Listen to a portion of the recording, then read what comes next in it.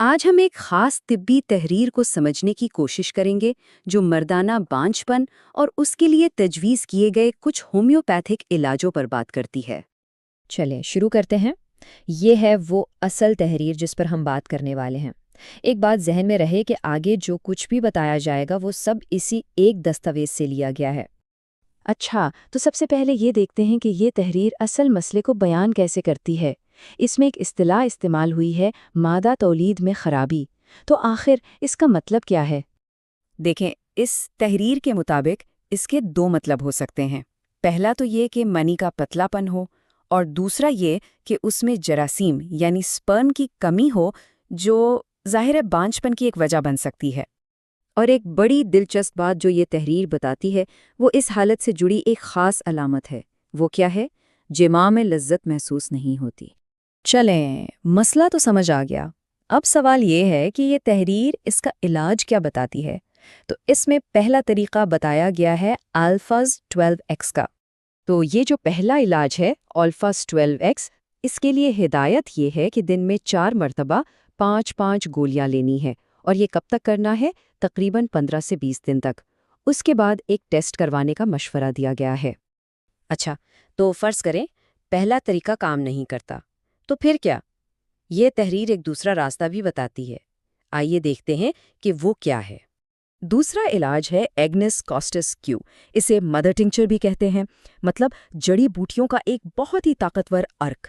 اس کے بارے میں کہا گیا ہے کہ 10 سے 15 قطرے 1 کپ پانی میں ملا کر دن میں 3 بار پینے ہیں، اور یہ علاج 1 مہینے تک جاری رکھنے کا کہا گیا ہے۔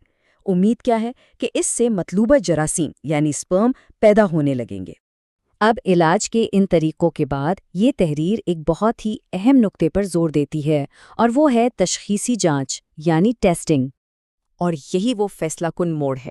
سارا کا سارا اگلا لائحہ عمل اسی ایک ٹیسٹ کے نتیجے پر منحصر ہے۔